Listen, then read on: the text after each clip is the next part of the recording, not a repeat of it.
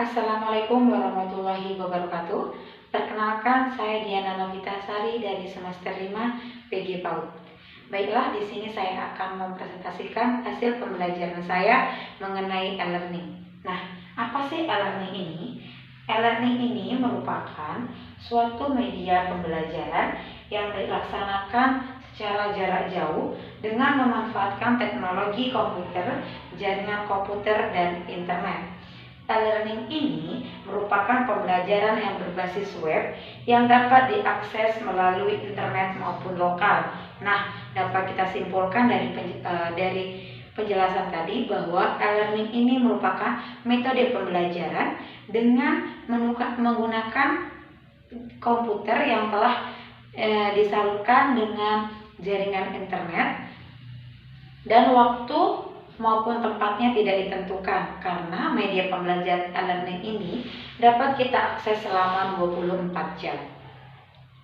Selanjutnya yaitu materi e-learning. Materi e-learning ini dapat kita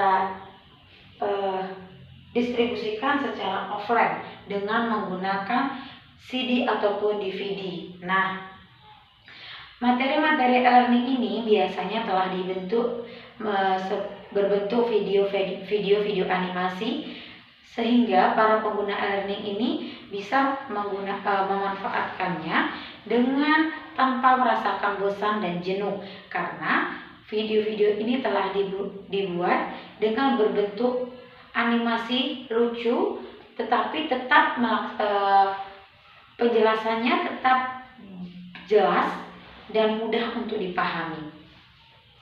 Selanjutnya yaitu pengertian yang berkaitan dengan e-learning. Nah, pengertian yang berkaitan dengan e-learning ini ada dua, yaitu pembelajaran dengan jarak jauh dan pembelajaran dengan komputer. Seperti yang telah saya katakan tadi, pembelajaran jarak jauh ini maksudnya adalah suatu pembelajaran yang dapat kita laksanakan kapan dan dimanapun kita mau. Nah, pembelajaran ini dapat kita akses selama 24 jam.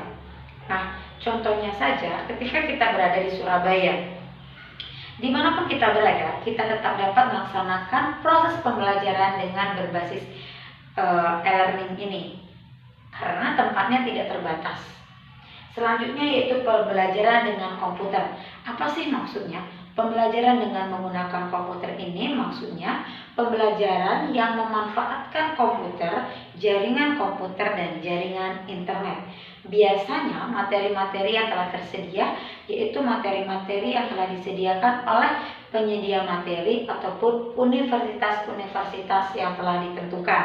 Nah, proses pembelajaran ini siswanya atau pelajarnya tidak dibatasi, berbeda dengan konvensional, yaitu pembelajaran konvensional.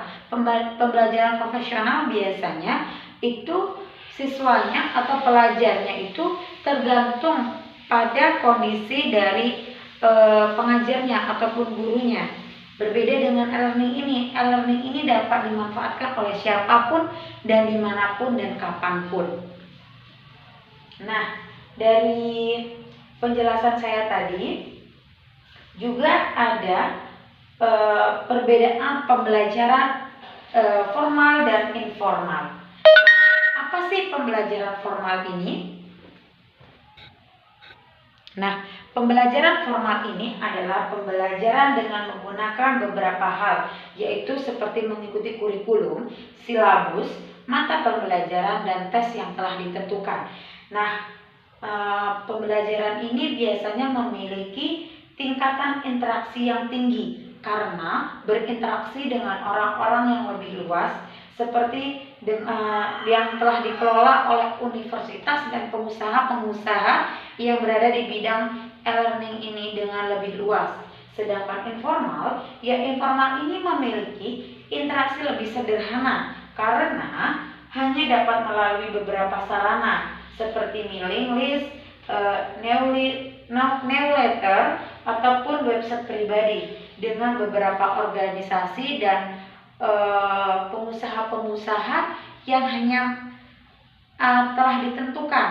Nah, ini biasanya memiliki materi yang mana dapat kita dapatkan dari ahli-ahlinya tertentu saja. Nah, dari kedua yang telah saya jelaskan tadi, yaitu pembelajaran formal dan informal, dapat kita simpulkan bahwa pembelajaran formal tadi adalah pembelajaran yang lebih luas, berbeda dengan pembelajaran informal yang hanya memiliki cakupan lebih sederhana. Selanjutnya yaitu unsur yang harus ada dalam pembelajaran e-learning, yaitu ada SME. Apa sih SME itu? SME adalah subjek material express, yaitu narasumber dari pelatihan yang telah kita dapatkan, yang telah kita terima tadi atau yang telah disampaikan. Nah, selanjutnya yaitu yang kedua ID. ID ini adalah instructional designer, yaitu mendesain materi dari narasumber yang telah kita dapatkan tadi. Kita mendesain materi-materi yang telah kita dapatkan. Selanjutnya yang ketiga yaitu GD, Graphics Designer. Graphic Designer ini merupakan mengubah materi teks menjadi grafis yang berbentuk gambar, warna, dan layout yang menarik sehingga para penggunanya tidak merasakan bosan dan jenuh dengan membuat media-media pembelajaran ataupun video-video pembelajaran semenarik mungkin. Yang keempat yaitu LMS, Management System. Manajemen sistem ini yaitu mengelola sistem di website yang mengatur lalu lintas interaksi antara instruktur dengan siswa maupun siswa dengan siswa lainnya.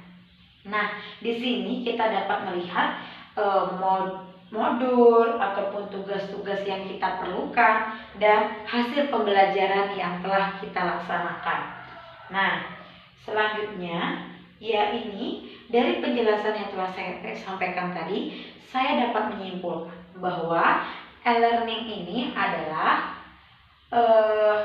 suatu metode pembelajaran yang dilakukan dengan menggunakan media internet ataupun dapat memudahkan para penggunanya, karena e-learning ini dapat kita manfaatkan atau dapat kita gunakan kapanpun dan dimanapun dengan menggunakan biaya yang hemat.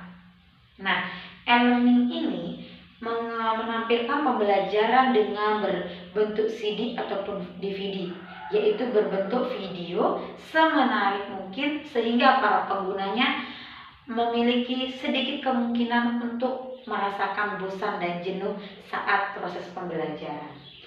Itulah tadi penjelasan dari saya mengenai e-learning. Apabila ada kesalahan saya mohon maaf. Saya akhiri. Wassalamualaikum warahmatullahi wabarakatuh.